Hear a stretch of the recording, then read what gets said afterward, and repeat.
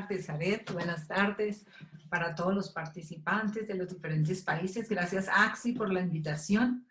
Es un honor estar compartiendo hoy esta temática tan importante para la educación cristiana, y gracias por el trabajo que hace Axi, gracias a Aret por la pasión y el cuidado y todo el esmero que hacen por mantener a la comunidad educativa cristiana actualizada y atenta de los retos que vienen y de los retos que necesitamos afrontar de la mano de Dios. Bueno, vamos a tener entonces la presentación.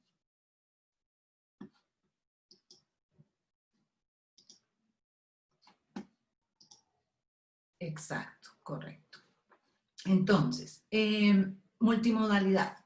Esta es una visión en educación que nos moviliza a todos porque está impactando desde el nivel preescolar hasta el nivel de educación superior.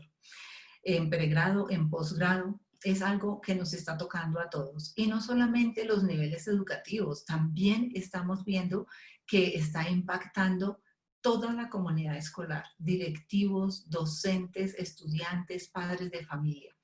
¿Y por qué? ¿Por qué sucede este fenómeno? Bueno, justamente porque las nuevas tecnologías de la información están en auge hace mucho tiempo y ha hecho que nuestros jóvenes sean impactados por esas tecnologías y hoy ellos aprenden de una manera diferente. Nuestros niños y jóvenes están comunicándose y están aprendiendo diariamente de maneras diferentes a las que nosotros conocemos. Así es que la multimodalidad, que no es otra cosa que múltiples modos de educar, de enseñar, de aprender, es eso lo que está en este momento convocando el interés de docentes y toda la comunidad en general. ¿Qué otra cosa ha motivado el que esta multimodalidad, múltiples modos de aprender esté en auge? Pues sin duda los acontecimientos del COVID. Estos acontecimientos aceleraron el fenómeno porque hicieron que la educación que era netamente presencial empezara a tener necesidad de usar otros modos de educar. Y en este momento justo estamos hablando de reapertura gradual. Estamos hablando de escalonada, de hacer un regreso a lo escolar de manera escalonada, de manera alternada. Y eso va a requerir que tengamos listas unas políticas flexibles de asistencia a las clases.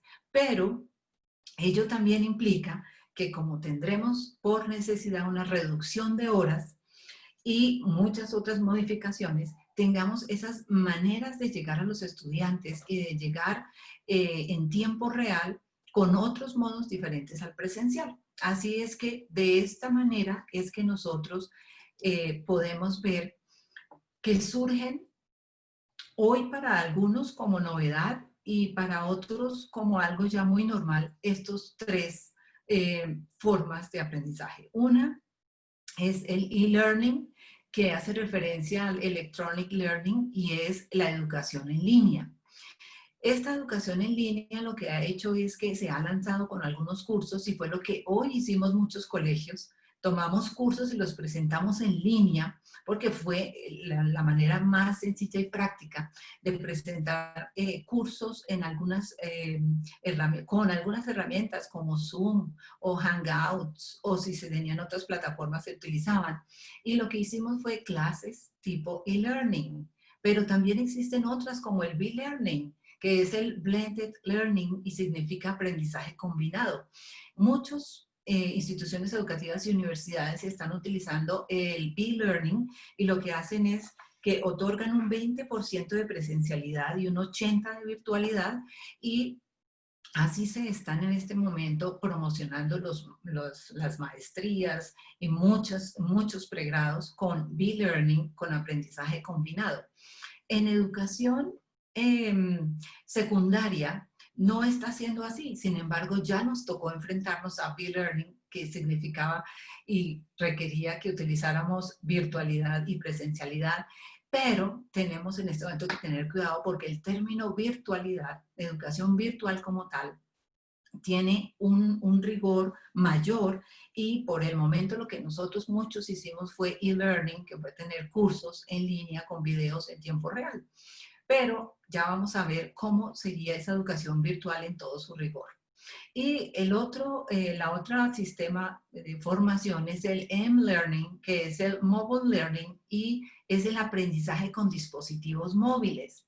Nuestros estudiantes en este momento tienen tabletas, tienen celulares inteligentes y ellos están en este momento utilizándolos de múltiples maneras y están aprendiendo permanentemente con aplicaciones, con sitios web, y para ellos es normal, como nativos digitales, el estar haciendo este ejercicio. Para la educación en general y el sistema educativo, lo que vamos a hacer a partir de ahora es utilizar estos modos, como el e-learning, el b-learning y el m-learning y otros más. Los vamos a empezar a utilizar y vamos a empezar a ver que va a ser muy natural para los estudiantes y para los docentes y para toda la comunidad que está encargada de diseñar planes de estudio, currículos. Va a ser algo que va a generar un trabajo extra, pero va a ser un trabajo colectivo muy importante para el futuro de la educación. Vamos a hacerlo y se va a hacer y vamos a dar aquí algunas herramientas de lo que se podría empezar a hacer porque es el futuro definitivamente de la educación. Educación remota. Pues la educación remota es lo que nos viene. Hemos tenido presencial por mucho tiempo, algunas instituciones han tenido mixta, combinada, otras instituciones simplemente son remotas a totalidad, por ejemplo, educación a distancia, donde no hay conectividad y donde las zonas son muy, muy lejanas, como tenemos colegios cristianos que están en zonas muy retiradas, los estudiantes están muy lejos, lo hicieron muy bien en esta temporada COVID. Hicieron llegar libros, guías por medio de correo postal o haciendo simplemente acercamientos por radio, por televisión. Lo hicieron muy bien y este sistema de educación a distancia hay que pulirlo, mejorarlo y hay que utilizarlo porque sigue siendo vital para las zonas que están muy apartadas y muy alejadas. Esta forma o esta moda de educación, este modo de educación es muy importante y los tenemos que seguir utilizando. La educación en línea y los cursos, sean sincrónicos o asincrónicos, sean en tiempo real o no, están siendo utilizados de manera vertiginosa. Los MOOCs son conocidos en este momento como aquellos cursos que tienen de un lado gratuidad. En algunos casos no es así, pero en la mayoría son cursos gratuitos y los están generando universidades como Stanford, MIT, Harvard, y lo están haciendo porque son cursos que en su momento los docentes construyeron ejercicios de contenidos digitales, los alojaron en un lugar de la universidad, en un lugar digital, en un repositorio, y hoy los pueden regalar o los pueden vender o los pueden comercializar. Esa educación en línea de cursos cortos, pequeños, es muy importante considerarla, no siendo el objetivo final. Miremos la educación virtual, que sí sería a la cual nosotros todos debemos estar apuntando en este momento, y es, debemos estar mirando que para poder decir que hay educación virtual o que se ofrece educación virtual, debemos considerar una muy buena plataforma con contenidos, una plataforma que pueda albergar unos sistemas para foros, debates, noticias institucionales, sistemas de calificaciones, de comunicaciones, canales, enlaces. Si se logra tener una plataforma donde se aloje todo esto, ya va a tener una vida más de conectividad, todo el ejercicio académico, y podríamos hablar de educación virtual, pero para ello, el ejercicio que se ha hecho hoy día, que es tener clases o tener unos videos y enviarle a los estudiantes y presentar unos contenidos, a llegar a poder considerar una educación virtual, no solamente tendríamos que estar listos en lo tecnológico. Ese es un punto vital y se va a tener que considerar, se va a tener que planificar cómo conseguir y tener estas plataformas, pero también los docentes y directivos tienen que considerar que la multimodalidad en educación abraza y considera lo tecnológico y lo pedagógico también. No solamente estos múltiples modos de aprender presenciales y no presenciales, sino que además vamos a tener que considerar ¿Cómo es que están aprendiendo nuestros niños y nuestros jóvenes? ¿Cómo se están comunicando? Y si en este momento se le pide a un estudiante que construya un texto, muy seguramente el texto del estudiante ya es un texto que no se centra en la escritura de aspectos lingüísticos, sino que es un diseño. La escritura de nuestros estudiantes, por eso se llaman neoescrituras. Y asimismo tenemos neolecturas. ¿Por qué? ¿Están leyendo diferente? Sí. Con los dispositivos digitales están leyendo y escribiendo de manera diferente. Hay imágenes virtuales para los estudiantes nuestros que les hablan más, de donde aprenden más y donde ellos pueden también expresarse mejor que la escritura textual de letras, simplemente con lo lingüístico.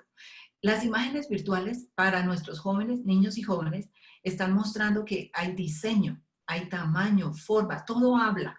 El tamaño de los objetos habla, la forma de las letras habla, el color, las líneas, los ángulos, la posición, la perspectiva desde donde están poniendo los objetos. Toda la escritura de los estudiantes está cambiando, utilizan muchos iconos, enlaces, utilizan imágenes, fotografías, hipervínculos, movimiento, sonido, y eso es lo que nosotros docentes tenemos que empezar a construir, porque cuando se tenga ya la plataforma como tal, ya vamos a tener los contenidos de matemáticas, de ciencias, construidos alrededor de estas nuevas formas de multimodalidad. Esta multimodalidad hace referencia a las múltiples formas de representar la realidad. Nuestros estudiantes representan lo que entiendan, expresan lo que entienden, no necesariamente de forma verbal o de forma escrita, sino que lo están representando hoy con muchas imágenes, con videos, con animación, con muchos otros elementos que se los están ofreciendo los mismos sistemas de tecnología, sus mismos celulares, las tabletas y en general todo lo que en este momento está rodeando el ejercicio de presentar contenido. El contenido digital se está presentando para que sea abordado de esta manera, con mucha imagen, movimiento, sonido.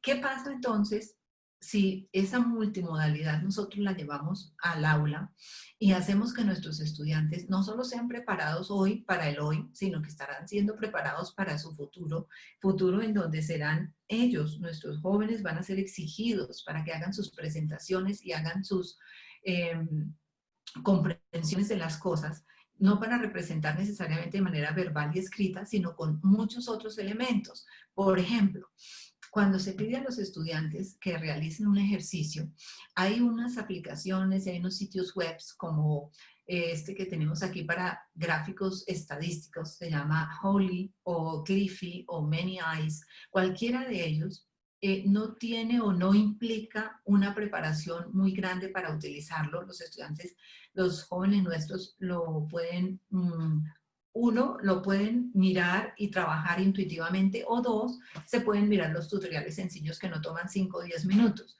Pero estos gráficos estadísticos, lo que van a hacer con nuestros jóvenes es que van a poder presentar sus niveles de comprensión ya no con escritura y con texto, sino con mucho gráfico, que es lo que en este momento se está utilizando bastante y a futuro va a ser mucho más, pero lo van a necesitar hacer de una manera representativa, que tenga muchas tablas, gráficos, líneas del tiempo. Cuando nosotros nos interesamos porque los estudiantes en historia tengan una comprensión clara de etapas, de secuencias, sí, es necesario que presentemos los textos que se deben leer, pero esos niveles de comprensión que los puedan demostrar con otras maneras de representar diferentes a resúmenes, de diferentes a exposiciones orales, que lo puedan hacer con, por ejemplo, estos aplicaciones de líneas de tiempo como X-Timeline o Time Rhyme, ayudan para que el estudiante y el docente presente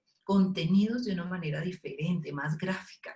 Y el estudiante también los puede presentar de esa manera, los puede leer o presentar de esa manera. Mapas geográficos, GeoCommons, son lugares a donde tanto el docente como el estudiante puede ingresar y empezar a poner su asignatura en diálogo con estas herramientas. ¿Para qué? Para que existan aprendizajes más profundos. SAP-Silk, UMapper y FMA Atlas, todos ellos son para trabajo con mapas a través de, puede ser los de Google Maps, que ayudan mucho, pero estos también ayudan a que los estudiantes se ubiquen espacialmente en ciertos lugares geográficos y puedan conocerlos antes de hablar de ellos.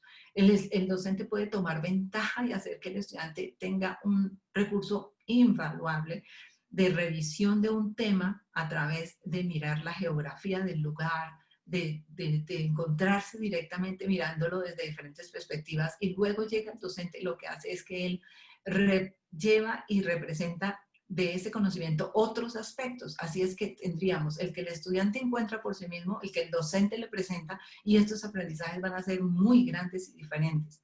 Infografías que ya las estamos viendo, pero hay unas herramientas como Visually y PictoChart que les ayudan a los estudiantes para elaborarla. Sin embargo, una infografía no es fácil de hacer. Para que sea de calidad, tiene que ser cuidadosamente elaborada con datos muy relevantes, y eso hace que el estudiante se vuelva muy sintético, muy analítico, muy cuidadoso, y el docente, cuando sabe que su estudiante tiene una muy buena infografía, o cuando el docente presenta una muy buena infografía para abrir un tema, para hacer que el estudiante tenga la visión global de un tema, va a ser muy enriquecedor, porque esa mirada visual hace que se graben más las cosas. Entonces, ahí tenemos otra herramienta. Presentaciones multimediales, porque definitivamente la animación, el 3D, hace que el estudiante pueda llegar a las temáticas desde todas las perspectivas posibles, y nosotros a veces en el aula no alcanzamos a hacerlo, pero nosotros podemos tener las herramientas a la mano para hacerlas, construirlas y enviarle al estudiante para que él encuentre esas pistas a través de todas esas herramientas que tenemos en este momento. Están los pósters o murales digitales. ¿Cuántas veces quisimos que los estudiantes hicieran sus afiches de investigación o sus pósters de la lectura de un libro y los presentaran? Ahora lo pueden hacer, solo que virtualmente y con muchas más herramientas de imagen, de sonido, de movimiento, que es como ellos están leyendo hoy. Así leen y así están escribiendo también. Los mapas mentales que siempre se han utilizado, sin embargo ahora mapas mentales con enlaces a autores, enlaces a comentarios, enlaces a otros lugares, para que se haga mucho más profundo el aprendizaje de cada una de las temáticas. Así es que la multimodalidad nos está ofreciendo muchas herramientas. Ninguna de estas es difícil de usar, ninguna de estas es una herramienta que el estudiante no puede explorar por sí mismo. El docente puede enviar algunos tutoriales, pero el estudiante por sí mismo ya tiene acondicionado todo el dispositivo para ingresar por sí mismo y hacer de cada una de estas herramientas mucho más de lo que le pudieran llegar a explicar. Bueno, como dijimos, la multimodalidad no solamente tiene que ver con tecnología, tiene que ver también con pedagogía. Entonces, ¿qué pasa si nosotros a esta multimodalidad, que son las múltiples formas de aprender, y hablarnos de los múltiples modos que hay, miramos también los estilos de aprendizaje? Multimodalidad educativa está considerando los estilos de aprendizaje porque nuestros jóvenes, nuestros estudiantes, nuestros niños no aprenden de la misma manera. Y definitivamente el cerebro, todo lo que es neurociencia, nos está ayudando y nos está diciendo, mira, frente a ti tienes 20 estudiantes y todos ellos tienen diferentes maneras de aprender, diferentes modos de aprender. Entonces, si vamos a considerar este elemento para la multimodalidad, es importante saber que los estudiantes que tienen un predominio de manejo de la parte izquierda del cerebro, ellos actúan o se desenvuelven mejor cuando los procesos reflexivos son lentos. Entonces, profesores, tenemos que diseñar ejercicios donde los procesos reflexivos sean, en unas ocasiones sean muy ágiles, en otras muy lentos, para que los dos estudiantes, los intuitivos, los que utilizan el lado derecho del hemisferio, puedan utilizar sus procesos intuitivos rápidos, pero también para los otros estudiantes, los del izquierdo.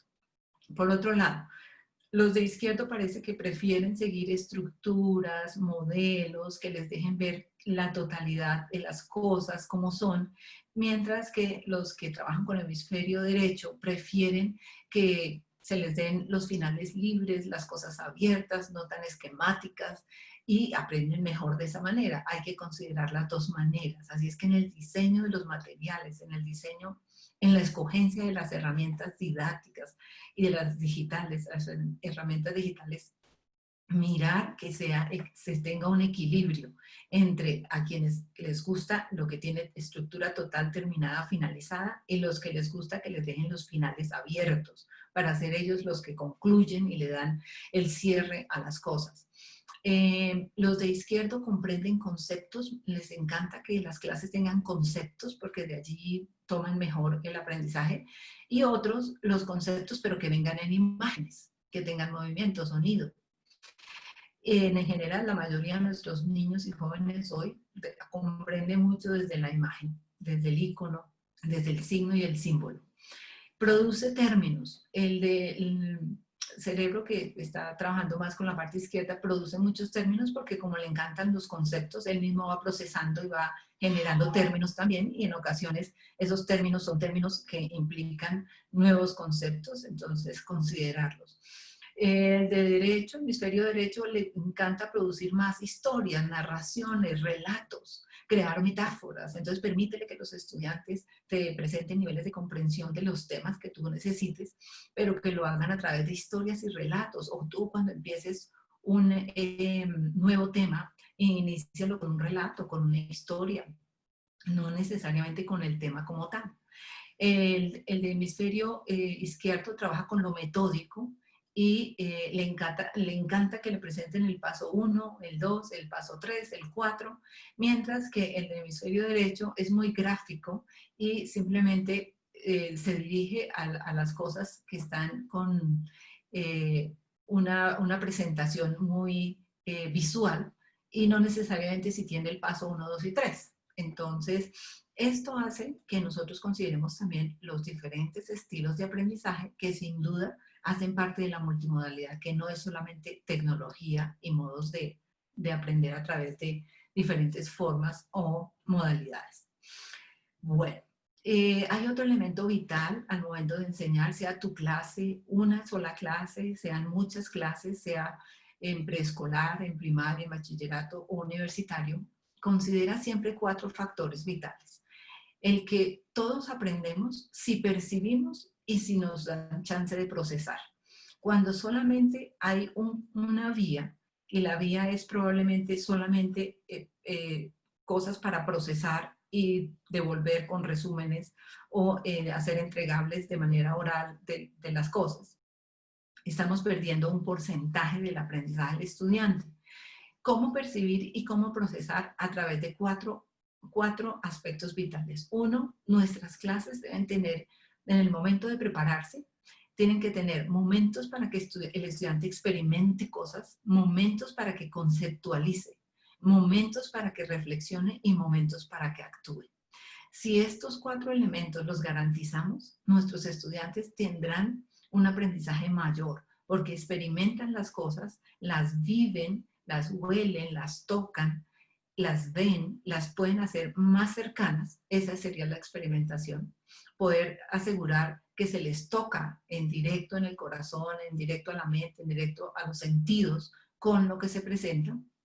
Actuar, porque se les permite que después ellos sean los que generan cosas nuevas, y conceptualizan, porque la parte de conceptualizar que solíamos hacer nosotros los docentes cuando presentábamos lo teórico, en este momento es importante que la haga el estudiante. Entonces permite que el estudiante explore expertos, explore otras teorías, que sea el estudiante el que te llegue a ti con esas lecturas previas, conceptualizando desde sus miradas. Claro, por supuesto, primero haciendo el docente una contextualización muy juiciosa y haciendo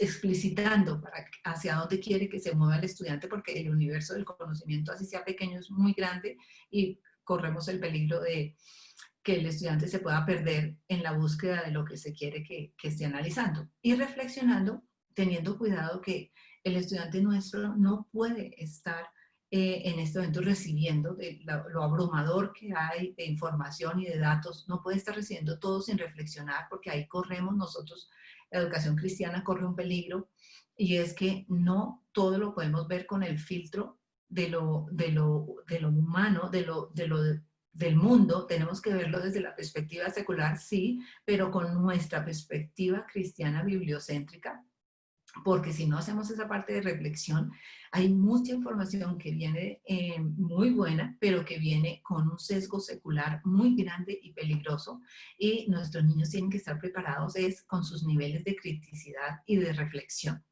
Eso en cuanto a tener estos 4 aspectos para considerarlos aquí. La multimodalidad, tanto en el enseñar como en el aprender y en el evaluar, dice que es vital que nosotros conectemos a los estudiantes, que los involucremos, pero es lo primero que hacemos cuando iniciamos un tema, pero con una muy buena inspiración del sentido de lo eterno. Nosotros no estamos dando contenidos por llenar currículos o estamos presentando contenidos por cumplir con unos lineamientos, sino que nosotros tenemos que saber que Dios está en todas las disciplinas del conocimiento, que lo sacaron en algún momento, sí, pero que nosotros sabemos que está en todas las materias, Dios está en todas las áreas, Dios está en cada uno de los conocimientos que nosotros podamos llegar a tener y acercarnos. Él ha permitido y nos ha revelado y nos ha ido mostrando, así es que hay que darle sentidos de lo eterno en el inicio de tus clases, mostrar y presentar al estudiante, conectarlo con Dios, conectarlo con el conocimiento, involucrarlo, y por supuesto que si esta fase se hace bien, se hará desde los principios, mirando que los estudiantes, cada conocimiento que vayan a tener tiene un sentido eterno. Eso hará que inicien con la perspectiva correcta. Otra fase del proceso va a ser el compartir conocimiento con discernimiento. El discernimiento es aquella fase en donde el estudiante empieza a mirar con un filtro lo que está leyendo, aprendiendo, y lo está haciendo porque de lo contrario, todo lo que está afuera en imágenes, en lecturas, todo lo que está afuera tiene ya una contaminación fuerte, tiene un sesgo, tiene unos tintes ideológicos fuertes, y si el joven nuestro no ha sido enseñado a trabajar en argumentación, y una argumentación desde una perspectiva clara, porque las perspectivas son múltiples, pero nosotros sabemos que hay perspectivas que responden a una verdad, responden a unos principios que son vitales de reconocer, y esos principios nos van a modelar la integración bíblica. Entonces, trabajemos mucho por argumentación, discernir, trabajar con mucho ejercicio de saber definir y decidir que los contenidos, no todo lo que está o lo que se encuentra en Internet y todo lo que se puede leer es verdad y es así. Hay que saber discernir. Hacer prácticas, sí, abundantes. Después de que el estudiante ya se le ha compartido conocimiento y él ha indagado y ha buscado abundantemente, el estudiante tiene que saber que todo lo que él adquiere lo debe practicar. Si nosotros en una clase presentamos datos, información, estamos dando al estudiante una porción muy pequeña, pero si hacemos que todo esto suba a nivel de conocimiento, ese nivel de conocimiento se queda en el estudiante. Pero ¿cómo lo logramos? ¿Cómo lograr que lo que se hace no sean solo datos e información?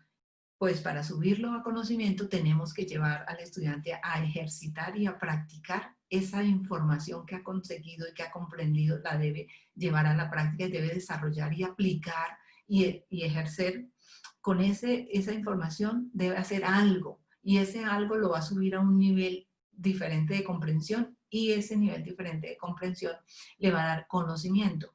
Subirlo a nivel de sabiduría va a ser vital, porque hoy la comunidad académica está trabajando mucho en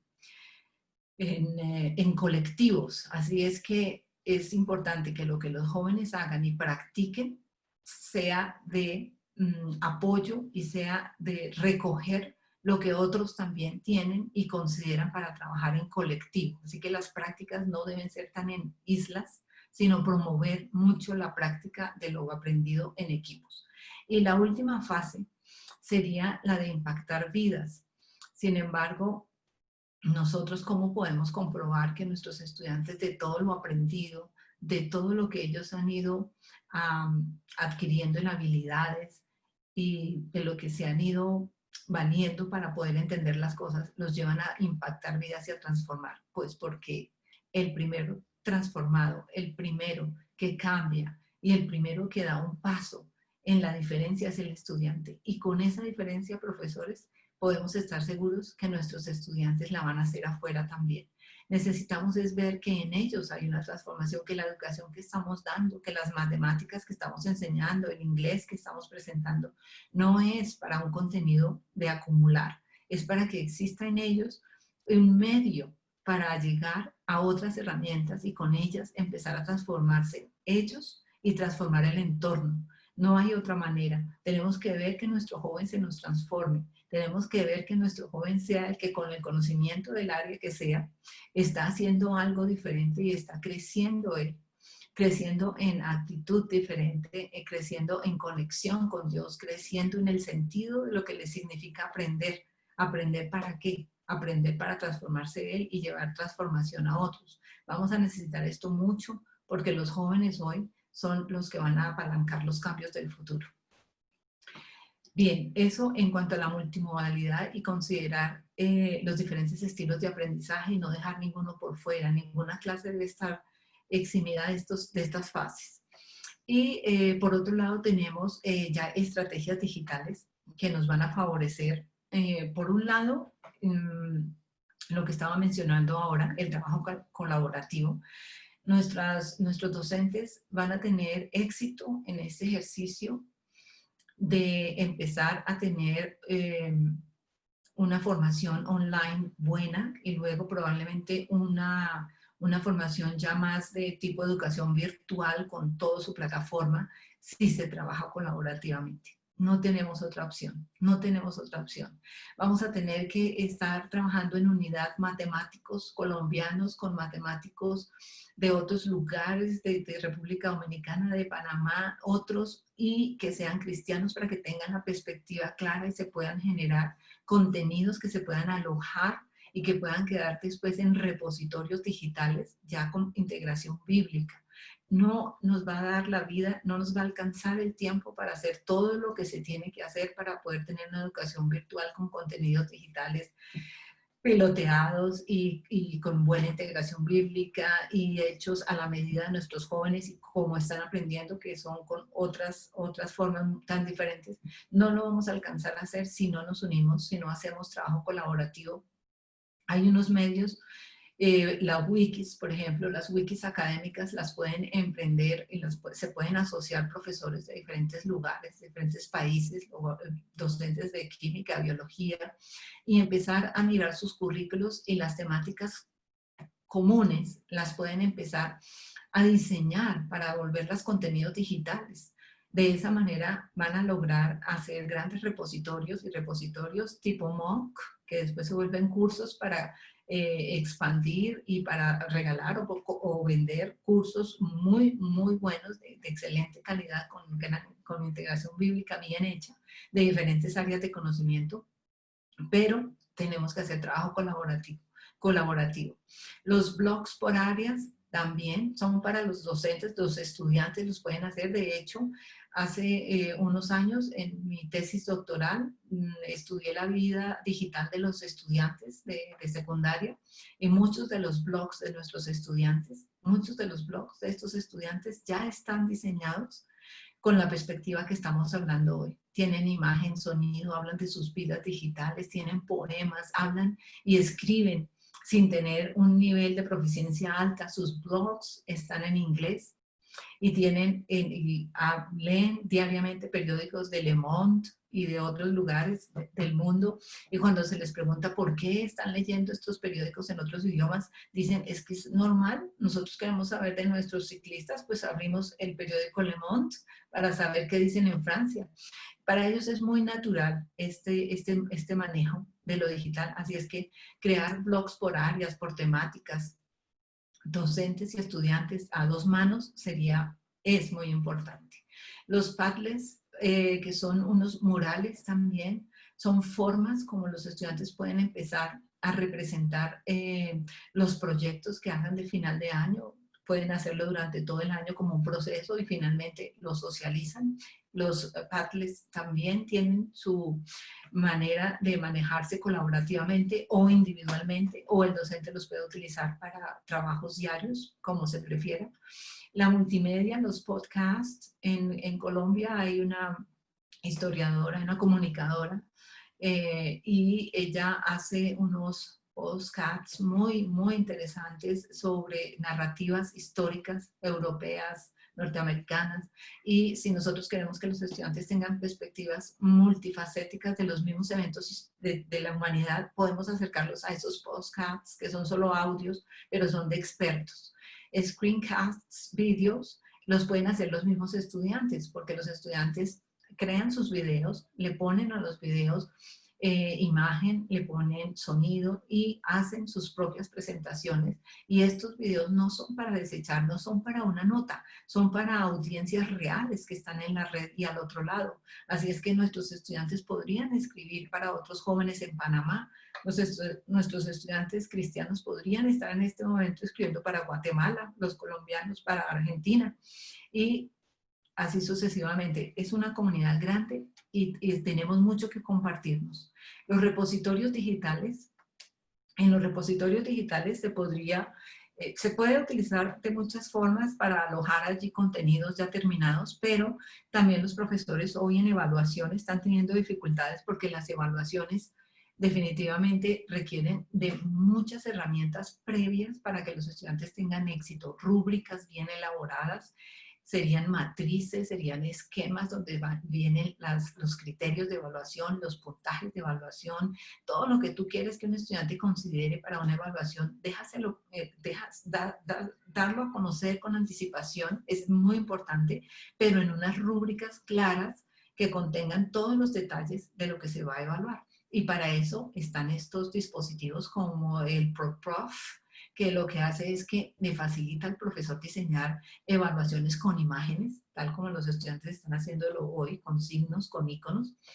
Permite que el profesor utilice esta ayuda que se llama Follower Rubrics, que le ayuda a mirar el desempeño global del estudiante. El profesor va alojando allí los resultados de las evaluaciones de los estudiantes y después le da una visión global del desempeño del estudiante. Entonces, eso ayuda para que el profesor vea rápidamente el desempeño global del estudiante. Y el que se llama Ravi Starts es una rúbrica, son unas matrices para tener también el diseño de las matrices para hacer evaluaciones, darlas a conocer, socializarlas y dejarlas allí en el repositorio. Los estudiantes las pueden tener allí siempre. Es más, el profesor no tiene que hacer estas rúbricas todos los años, puede dejarlas para que sean utilizadas porque sus repositorios son para ahora y para más adelante también. Y finalmente tenemos las actividades interactivas. Google Arts and Culture es impresionante, tiene tours virtuales en un segundo. El estudiante puede estar en Louvre, en el museo que él quiera del mundo y puede hacer esa visita guiada en el idioma que quiera. Así es que si un profesor de música o de arte quiere trabajar algo especial, puede valerse de esta herramienta y hacer tours virtuales y permitir que el estudiante conozca muchas de las cosas que él va a trabajar, que las conozca así de esta manera tan cercana y tan real, con actividades interactivas que no tienen ningún costo. Y muchas de estas que nombré son gratuitas y de más fácil acceso cuando se dice que es docente, cuando se informa que es docente, así es que no hay ningún impedimento para que nosotros podamos emprender este ejercicio de multimodalidad, tanto en lo pedagógico como en lo tecnológico. Eso sería. Hay muchas otras cosas que sé que pueden estar pueden tener de preguntas, entonces si quieren pueden dejarlas escritas de una vez y Saret entonces nos va a mirar esas preguntas para poderlas responder. Muchas gracias. Excelente explicación a todo. Yo creo que definitivamente cuando nosotros nos ponemos a pensar en cómo es el regreso a clases, o por lo menos la mayoría de los docentes y padres de familia también están anticipando un regreso de clases normal, es decir, que van a dejar de hacer las clases online y vamos a pasar a una modalidad normal, nuevamente como estaban las clases en su formato tradicional. Y yo creo que parte de la iniciativa con esta sesión con este Axi Live y con algunos artículos que estamos publicando es que no vamos o no deberíamos de regresar a un modelo tradicional tal y como estaba, sino esta es una excelente oportunidad de entrar a una multimodalidad en donde podemos hacer un blended learning de usar las clases online, pero también las presenciales. Entonces, han habido muchas preguntas durante esta sesión. Yo creo que ahorita van a posiblemente entrar algunas más y les invito a los que no han escrito sus preguntas que puedan hacerlo. Algunas las vamos a responder en este momento en vivo, ya que tenemos tiempo, y algunas vamos a quizás responderlas por escrito. Entonces, una de las preguntas que entró es de Axa Matute, no sé si estoy diciendo bien el nombre, pero ella pregunta, la educación virtual a preescolar y primaria, ¿dónde se requiere la presencia permanente del maestro? Generalmente los niños pequeños necesitan más presencia del maestro. ¿Qué recomendaciones virtuales están ofreciendo principalmente a niños de edades donde lo virtual puede ser usado en periodos más cortos, en donde dependerá de la ayuda de un padre? ¿Cómo podemos usar clases online y presenciales con niños pequeños? ¿Qué nos recomienda? Bueno, para los niños definitivamente también es un potencial gigante y los padres de familia están repitiendo preescolar en este momento. Los padres de familia están haciendo nuevamente kinder, pre-kinder y transición, entusiasmados porque en primer lugar hay más herramientas en este momento y las herramientas con los niños pequeños son para acompañamiento.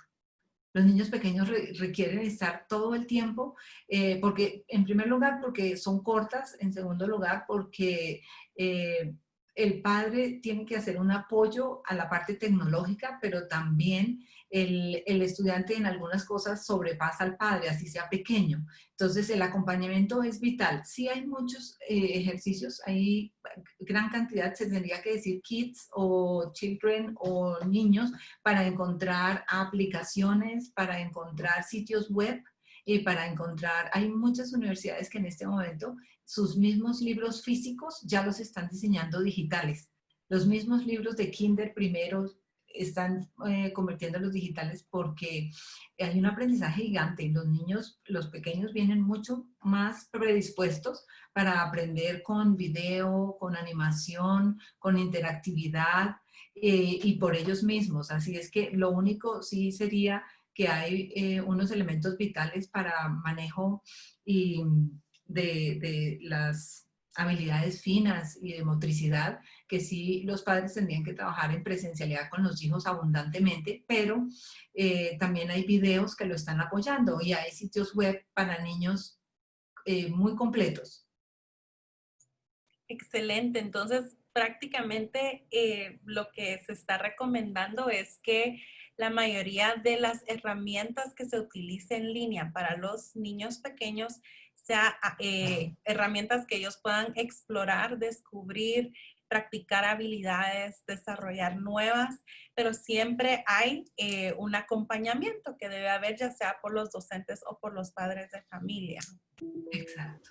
Correcto, ok. Otra pregunta que están haciendo, esta pregunta lo hacen en torno al área matemática. La persona, Paola Roque, pregunta cuál es la mejor forma de evaluar en línea procesos matemáticos, pero yo quisiera extender eso a cuál es la mejor forma de evaluar en línea o si evaluación solamente puede ocurrir presencialmente. ¿Qué nos recomienda? Bueno, la evaluación se tiene que reevaluar.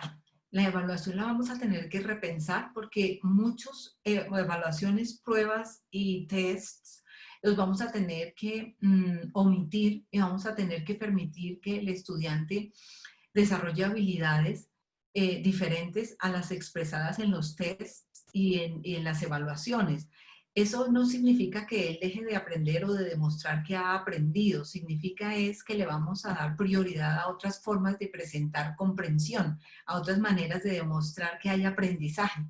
No significa tampoco que desaparezcan las evaluaciones y los exámenes estandarizados, por el contrario, en este momento hay herramientas para hacer evaluaciones estandarizadas y entrena al estudiante en la técnica del examen, entrena al estudiante en la metodología y eso los va a preparar mucho más, los va a hacer más cercanos a las pruebas cuando las tengan que presentar, pero nos toca a nosotros los docentes presentarles múltiples formas de evaluación, confiar en que las harán a distancia y a remoto. Las evaluaciones no necesitan necesariamente preguntarse datos e información, podemos hacer evaluaciones que den cuentas de otros desarrollos. En ese sentido es reevaluar la evaluación, reevaluarla es revisar cuáles vamos a quitar, son evaluaciones que definitivamente ya no son tan necesarias y sí cuáles son las de ponderar y las de dejar. Vamos a tener un poquito de presencialidad en el otro semestre. Esas evaluaciones que son imprescindibles se pueden dejar para esos momentos de presencialidad, pero en general el estudiante debe estar listo para presentar sus niveles de aprendizaje de maneras diferentes a una evaluación. Sí, así es. De hecho, algo que acaba de decir es que definitivamente vamos a tener que repensar la forma que hacemos la parte presencial, que ya no podemos regresar a las clases tradicionales como lo hacíamos presencialmente, ya que hemos visto que lo que ellos hacen en línea puede casi tomar el lugar de lo que nosotros hacíamos presencialmente. Quiero decir este comentario que dice Gloria Acevedo que me encantó, que dice, el regreso nos dará estudiantes diferentes, van a exigir que seamos más innovadores. Entonces, ¿qué nos recomiendan con jóvenes? Pero es una pregunta que ella hace, pero no quería dejar de decir el comentario porque es cierto, nuestros estudiantes van a regresar totalmente cambiados, no solo por la situación, que va a cambiar su cosmovisión, sus emociones, su forma de ver el mundo, pero también están cambiando su perspectiva de cómo aprenden. Entonces, ¿qué cambios deberíamos hacer nosotros en presencial? Bueno, nos da paso a una nueva mirada del estudiante. El estudiante vamos a verlo mucho más listo y con unas herramientas ya siendo mucho más autónomo. Vamos a encontrar un estudiante que está valiéndose por sí mismo y a pesar de tener la guía del docente, es un estudiante que sigue teniendo unas dependencias con nosotros, pero tenemos que ponderarlas, tenemos que saber que ya no nos une solamente el conocimiento, porque él lo puede adquirir de otras maneras, pero sí nos une y nos acerca mucho el conocer sus necesidades afectivas y sus necesidades cognitivas, afectivas, sociales. Muchos de nuestros niños van a tener comportamientos diferentes, el colegio va a tener que prepararse mucho y preparar a los docentes para que tengan formas de ayudar a los niños que nos van a llegar con unas dificultades creadas por el aislamiento social, creadas por tanta rigidez que vivieron en cuatro paredes. Los profesores vamos a tener que estar listos cuando nos veamos con ellos para saber cómo detectamos cambios psicológicos y cambios cognitivos y cómo hacemos para llegar a ellos de manera sencilla. No es fácil llegar a un joven, sin embargo, si nosotros hemos cambiado la perspectiva de ser depositarios de conocimiento y luego somos simplemente los calificadores o los aprobadores de un aprendizaje, si ellos ven en nosotros ese tutor o mentor, ese acompañante que está cercano a ellos, ellos van a vernos y va a ser más fácil que abran su corazón y poder estar listos. La educación que nos espera es otra, no va a ser tanto centrada en contenidos que ellos ya pueden hacer por otros medios, sino va a ser más de cercanía afectiva. Correcto, lo que estamos buscando es crear estudiantes que sean muy autodidactas y que puedan hacer esto en este momento y creo que definitivamente es una ventaja que nosotros podemos tomar para la educación, es algo que estamos ganando más que perdiendo y creo que eso es algo importante que los docentes, los educadores, los padres de familia debemos de darle a toda esta crisis que ha sufrido el mundo. Esto es algo que como educadores estamos ganando para crear una generación que realmente sepa lo que es ser autodidactas. Así que es definitivamente nos empuja a los maestros a ser más creativos, pero eso no siempre nos agrada porque nos saca de nuestra área de confort. Aquí hay una pregunta que plantó Jairo Correal y creo que es más en cuanto a su opinión personal, pero me encantó. Dice, ¿cree que la educación virtual reemplazará la educación presencial? No, siempre tendremos presencialidad. ¿En qué porcentaje? No lo sé. ¿En qué porcentaje se irá a reducir? No lo sabemos, pero la virtualidad y la formación en línea se va a ampliar.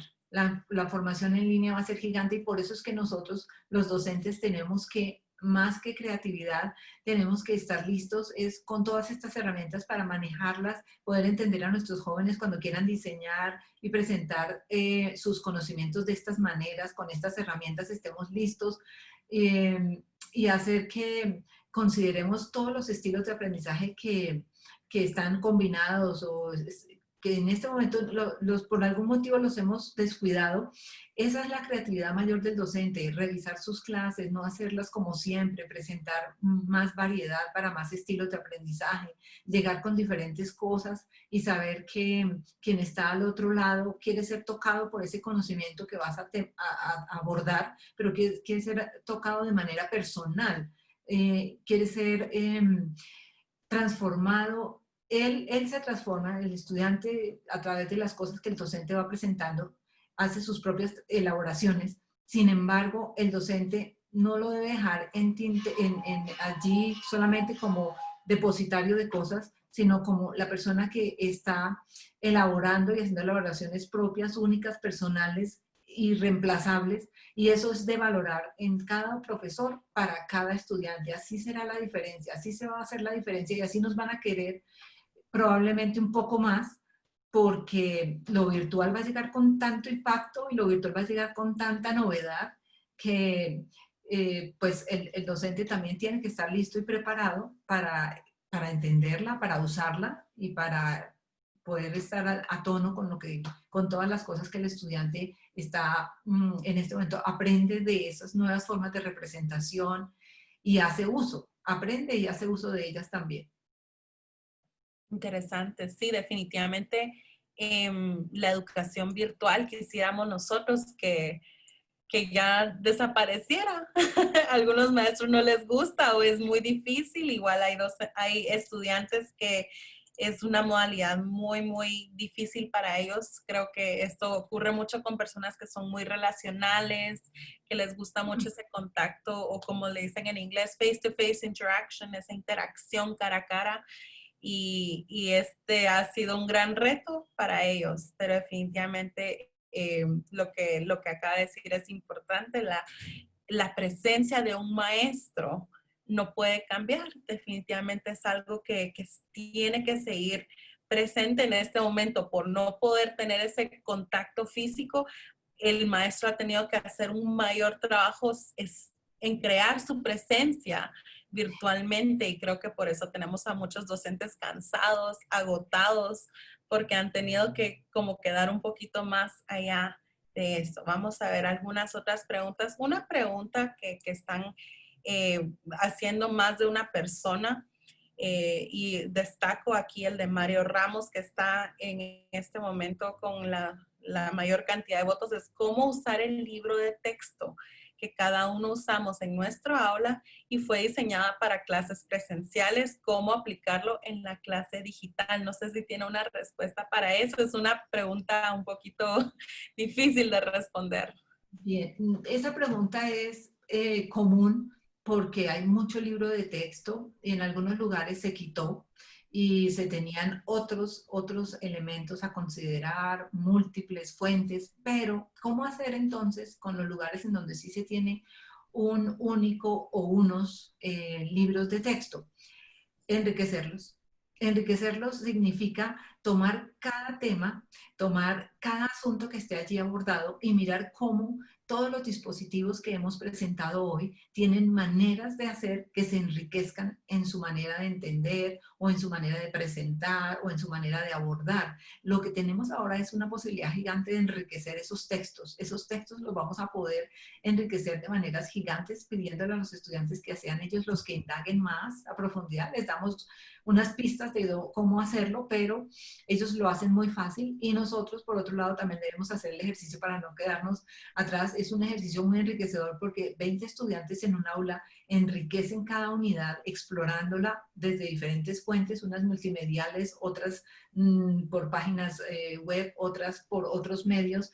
Es impresionante cómo cada contenido de cada libro puede estar en otros lugares, trabajado de múltiples formas, y de esa manera el docente tiene herramientas didácticas para utilizar. Es indagar y que el estudiante lo haga también. Vale la pena que el estudiante indague con todos los cuidados necesarios porque la red ofrece muchos peligros, pero con todos los cuidados, hacer que se enriquezcan los libros de texto. Así es, y eso también resalta que tanto el maestro depende de un libro de texto para enseñar. Y creo que eso nos ha empujado a enriquecer nuestras lecciones, no solo usando el libro de texto, aunque yo sé que hay muchos maestros que es la base de su asignatura, de su clase, pero esto nos empuja a hacer más y también nos empuja a nosotras las que somos editoriales a crear nuestros libros de texto ahora de una manera Multimodal. exacto, multimodal, que sea también digital y virtual. Así que creo que esto está ayudando a más de una entidad educativa de ambos lados. Ya se nos está acabando el tiempo. Lamentablemente tenemos muchas preguntas todavía por querer responder, pero creo que la mayoría, las personas están pidiendo ideas de plataforma, cuánto tiempo se le debe dedicar a lo presencial, a lo virtual. El regreso de clases posiblemente vaya a ser una combinación de ambas, pero ¿qué es lo ideal para tener una educación multimodal? ¿Cómo se debería de dividir un tiempo tomando, por ejemplo, una clase de matemática de cuarto primaria? Bueno, eso lo va a determinar la misma institución cuando revise cuántos estudiantes tiene por aula y cuántos va a poder permitir que ingresen a un salón y cuántos se van a tener que quedar en casa.